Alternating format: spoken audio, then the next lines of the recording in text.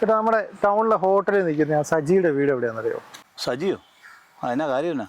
പുള്ളി ഒന്ന് കാണാൻ വേണ്ടായിരുന്നു. കാര്യം പറവായി. ചുമ്മാ ഒരാളെ വീട്ടിലോട് പറഞ്ഞു കൊടുത്തു. അയാൾ പറയണ്ട, ഞാൻ കണ്ടുപിടിച്ചോളാം.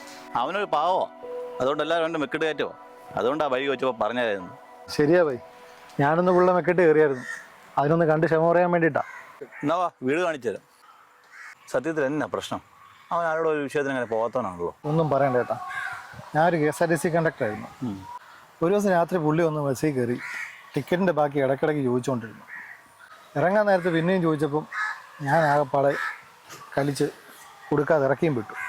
ആഹാ, അത് താനായിരുന്നല്ലേ? പുള്ളി മന്ത്രിക്ക് പരാതി കൊടുത്തെന്ന് തോന്നുന്നു. എൻ്റെ ആണെങ്കിൽ ജോലിയും പോയി. ഇനി പുള്ളി അത് പിൻവലിക്കാതെ എനിക്ക് തിരിച്ച് ജോലി കയറാൻ പറ്റത്തില്ല. എന്നാലും കയറിക്കോ, വാ, വീട് കാണിച്ചു തരാം. സജിയേ, ഓ എടാ, നിന്റെ വീട് ചോദിച്ചു വന്നാ പുള്ളി.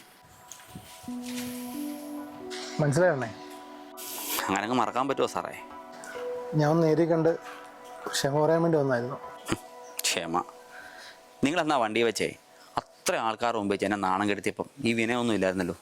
എൻ്റെ മുന്നേട്ട അന്നങ്ങനെ പറ്റിപ്പോയി. ജോലി ഇപ്പോൾ സസ്പെൻഷനില്ല. നിങ്ങൾ ആ പരാതി പിൻവലിക്കാതെ എനിക്ക് തിരിച്ച് ജോലി കയറാൻ പറ്റത്തില്ല. സഹായിക്കണം പോലും. സാർ ഓർക്കുന്നുണ്ടോ അന്ന് ആ ബസ്സിൽ നിന്നെ പട്ടി ആട്ടുന്ന പോലെ ഇറക്കി വിട്ടത്?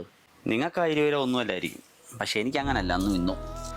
ജോലി പോയിട്ട് കുറച്ച് നാളായി. ഇപ്പം പൈസയുടെ വിലയൊക്കെ നിങ്ങളെപ്പോലെ എനിക്കും അറിയാം. ഹലോ, ആ പറയടി. റേഷൻ കടയല്ലോ? ആണോ?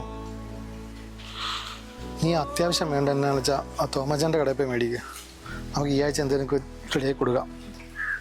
ഞാനിത് ഒരാളെ കാണാൻ വേണ്ടി ഇവിടെ വരെ വന്നാൽ ഞാൻ തിരിച്ചു വിളിക്കാം തന്നെ. ആ ശരി. എടോ ഒന്ന് നിന്നേ, എൻ്റെ ബാക്കി പൈസ എവിടെ?